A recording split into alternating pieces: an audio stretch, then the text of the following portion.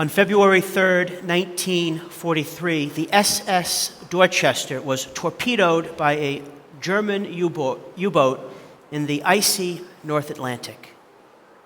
Of the 904 men on the ship, only 230 survived. Among those on the ship were 4 chaplains, 2 Protestant ministers, 1 Jewish rabbi, and 1 Catholic priest. Today, they are simply known as the Four Chaplains. The torpedo hit just after midnight. The engines were crippled, the ship was plunged into darkness, and panic ensued. Within 20 minutes, the Dorchester would be sunk. Amid the chaos, the 4 chaplains sprang into action. They guided the disoriented troops to safety and helped distribute life jackets. When the supply of life jackets ran out, the 4 chaplains removed their own and then strapped them to 4 terrified young soldiers. Having helped as many of the soldiers as they could into lifeboats, the 4 chaplains linked arms, said prayers, and sang hymns as they went down with the ship. One of the survivors gave this report. He wrote, "I swam away from the ship. I looked back. The flares had lighted everything. The bow came up high, and she slid under. The last thing I saw, the 4 chaplains were up there praying for the safety of the men. They had done everything they could. I did not see them again." This is the third and the final week of our message series, Pro Deo et Patria, for God and country. Pro Deo et Patria is the motto of the United States Army Chaplain Corps, and the 4 chaplains personify this ideal, Pro Deo et Patria. They remind us that the freedoms that we enjoy are not free. They were purchased at a great cost. And if we want our nation to stand for another 250 years, many more sacrifices on our part will be required. In our gospel today, Jesus teaches us about the fruit that flows from sacrifices well made. I imagine this gospel taking place on a beautiful summer day, quite like today. Jesus is sitting on a boat just off of the shore so that the crowds can both see and hear him. And he spoke to them at length in parables. Jesus uses parables to guide the crowds and to guide us in the ways of faithful discipleship. His parables also serve as a warning for those who would reject his teaching. The parable begins. A sower went out to sow. I love the picture by Van Gogh that depicts this. Jesus is the sower, and his word is the seed that's sown. The thing with the seed, though, is that for it to bear fruit, it's got to be thrown. It's got to be sacrificed, if you will. In another place, Jesus says, unless a grain of wheat falls into the earth and dies, it remains just a single grain. But if it dies, it bears much fruit. This dynamic plays itself out in every sacrifice we make, be it for God, be it for our country, or any other good thing. We may not see the fruit of a given sacrifice, but we can be sure that the fruit always comes. Because no sacrifice made in love is ever wasted. I'll say that again. No sacrifice made in love is ever wasted. The 4 chaplains may not have lived to see the fruit of their valor and their sacrifice, but the families of the soldiers who they saved, they certainly did. In the parable, the sower seems to be sowing the seed or scattering it indiscriminately, and it falls on all sorts of ground. on a path, on rocky ground, among thorns, and on rich soil.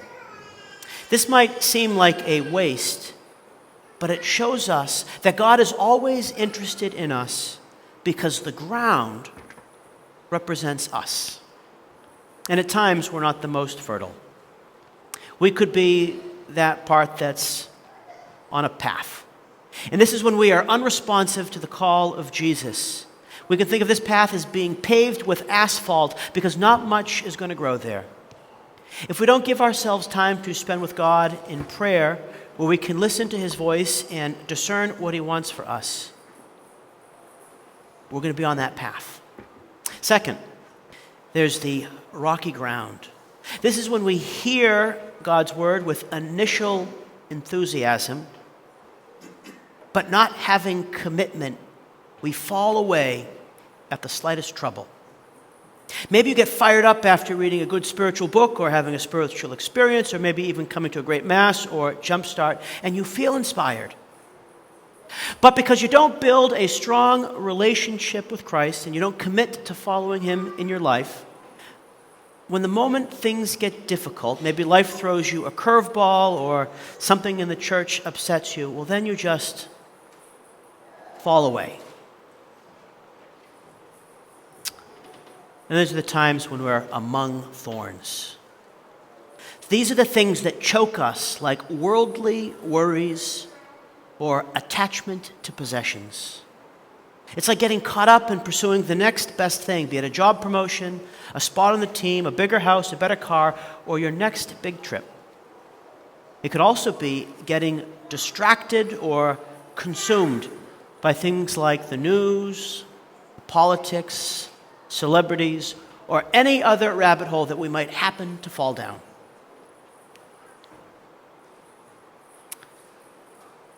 Finally, there is the rich soil. The rich soil which bears abundant fruit. This is when we not only hear God's word, but we act on it on such a way that it possesses our hearts and shapes our actions. The practical question we should ask ourselves as we consider this parable is actually quite simple. How do I become the type of soil that bears fruit? How do I become the type of soil that bears fruit? Each of the types of soil represent us. At different times, we can be closed off, we can be rocky, we can be thorny. Nonetheless, we can always be cultivated into rich soil.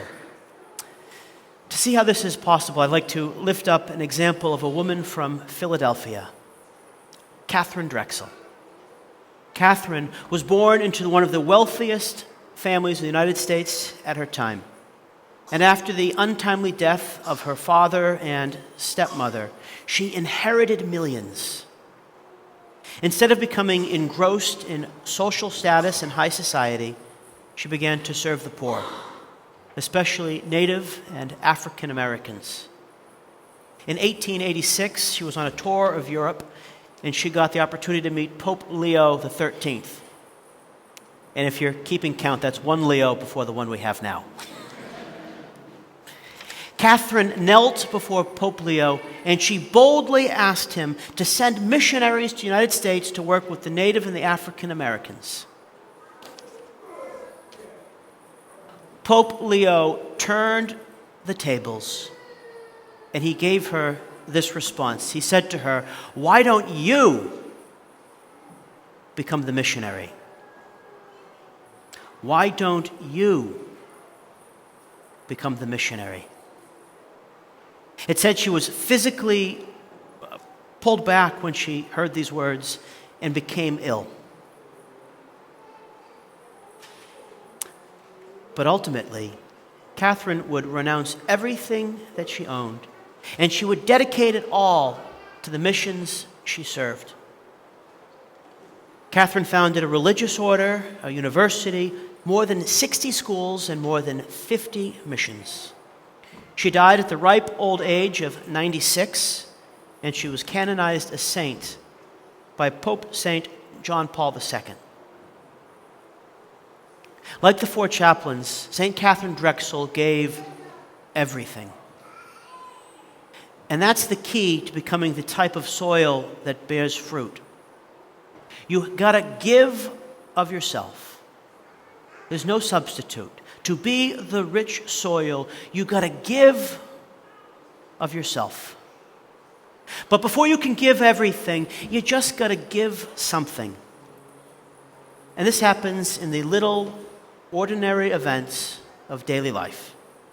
If you can make the little sacrifices of love, then when the big ones come, they can be made promptly, joyfully, and easily. So, following the example of the Four Chaplains and St. Katharine Drexel, may we live Pro Deo et Patria for God and country, and be the rich soil that bears fruit, 100, 60, or 30-fold.